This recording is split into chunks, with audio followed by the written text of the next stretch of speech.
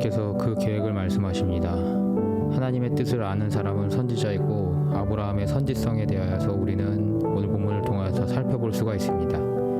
아브라함은 강대한 나라가 되고 천하 만인은 그로 말미암아 복을 받게 될 것인데 그 복의 모체는 의와 공도를 걷게 하는 것입니다.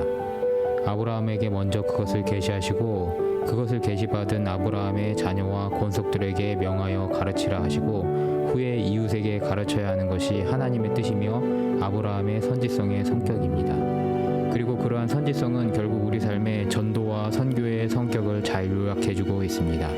전도를 하기 위해서 먼저 하나님을 알아야 합니다. 이것이 바로 선지입니다. 그리고 궁극적으로 전도는 자신의 선지성을 확인하는 것에서부터 시작되고 그 확신을 선포하는 것입니다. 그 과정에서 부수적으로 하나님이 만나게 해주시는 영혼을 거둬들이는 과정에 선후를 잊으면 전도는 마술적 방편이나 혹은 비즈니스일 뿐입니다. 하나님은 언약을 통하여서 아브라함과의 관계를 먼저 확립하셨고 이후에 소돔과 고모라로 나아가서 먼저 심판을 전하게 하십니다. 그 결과는 처참했습니다. 아브라함이 이미 한 번 선포하고 훑고 지나갔는데 아무도 믿지 않고 오직 조카 롯만 아브라함의 말을 듣습니다. 롯의 사위들은 장인의 이야기를 흘려들었고요. 딸과 아내들만 탈출하는데 아내도 긴가민가 하다가 소금기둥이 되어버립니다. 마술적 방편으로도 형편없었고 비즈니스로도 초라한 성적을 거둬들입니다. 결국 우리 안에 능력전도라는 허상을 우리는 깨어야 합니다. 전도는 숫자와 횟수와 양의 문제가 아니라 우리 내면의 선지성이 본질되지 않고는 소용이 없다라는 사실입니다. 현대적인 기준으로도 아브라함의 전도는 젬병이었습니다. 그렇지만 하나님의 선지자였던 본질에는 변함이 없다라는 것입니다. 그러나 우리는 이곳에서 더 중요한 전도의 본질을 찾을 수 있습니다. 1차적으로 자녀를 언약 안에 키우고 믿음의 공동체의 일원으로 만드는 것이 하나님 명령의 첫 번째 조항입니다. 현대 교회의 전도가 어려운 이유 그리고 실패하는 이유는 가장 가까이 있는 자녀조차도 그 길로 인도하지 못하기 때문입니다. 전도는 대각성 전도라는 공식부터 우리는 버려야 합니다. 자녀를 언약의 자손으로 머물게 하는데 전력을 다하고 그 이후의 삶 속에서 이웃과의 관계를 통하여서 전도를 이뤄가는 성도님들 되시기를 주님으로 축복합니다.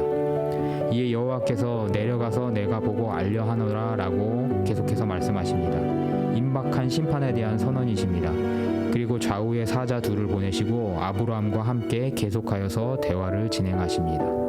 이 과정에서 아브라함은 50명에서 10명까지 능숙하게 하나님을 후려치고 하나님은 또 그것을 하면서 후려침 당하십니다.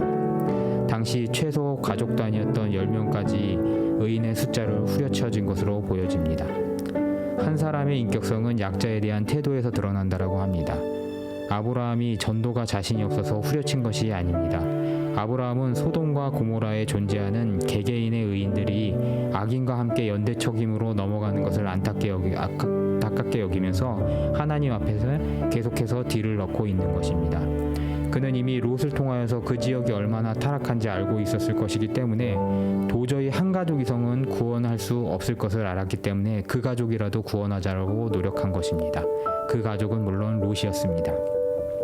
조카 롯은 아브라함과 은연 관계가 없지 않습니다.